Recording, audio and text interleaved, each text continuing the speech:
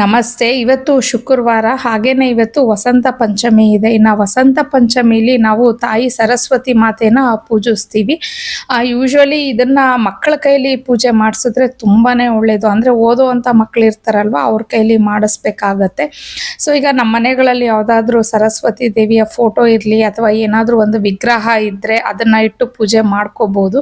ಇಲ್ಲ ಅಂತಂದ್ರೆ ನೀವು ನಾರ್ಮಲ್ ಮಕ್ಕಳು ಓದುವಂತ ಬುಕ್ಸ್ ಇರತ್ತಲ್ವಾ, ಅದನ್ನ ಇಟ್ಟು ಬೇಕಾದ್ರೆ ಮಾಡ್ಕೊಬೋದಾಗಿರತ್ತೆ. ಇನ್ನು ನಮ್ಮನೆಯಲ್ಲಿ ಸರಸ್ವತಿ ತಾಯಿದು ಒಂದು ವಿಗ್ರಹ ಇತ್ತು. ಸೊ ಅದನ್ನ ಇಟ್ಟು ನಾನು ಇವತ್ತು ಪೂಜೆ ಮಾಡ್ಕೋತಾ ಇದ್ದೀನಿ. ಸೊ ಆಕ್ಚುಲಿ ಮಕ್ಕಳ ಕೈಲೇ ಮಾಡಿಸ್ಬೇಕಿತ್ತು, ಬಟ್ ನಿಮ್ಗೆಲ್ಲ ಗೊತ್ತೇ ಇರತ್ತೆ, ಹನಿ ಇಂಟರ್ನ್ಶಿಪ್ ಅಂತ ಹೇಳಿ ಹೊರಗಡೆ ಇದ್ದಾಳೆ.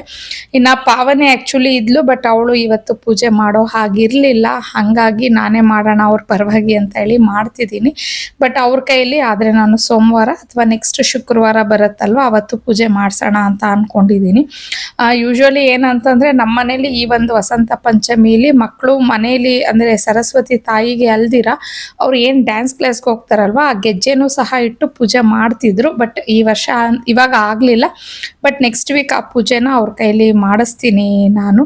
ಇನ್ನು ನೀವು ಅಷ್ಟೇ ನಿಮ್ಮ ಮನೇಲಿ ಒಂದ್ ವೇಳೆ ಮಕ್ಕಳಿದ್ರೆ, ಅದರಲ್ಲೂ ಓದೋವಂಥ ಮಕ್ಕಳಿದ್ರೆ ಅವ್ರದ್ದು ಬುಕ್ಸ್ ಎಲ್ಲ ಇಟ್ಟು ಅವ್ರ ಕೈಲಿ ಪೂಜೆ ಮಾಡಿಸಿ ಆ ತಾಯಿ ಮಕ್ಕಳಿಗೆ ಒಳ್ಳೆ ವಿದ್ಯಾಭ್ಯಾಸ ಕೊಟ್ಟು ಕಾಪಾಡಲಿ ಅಂತ ಹೇಳಿ ಕೇಳ್ಕೊಳ್ಳೋಣ.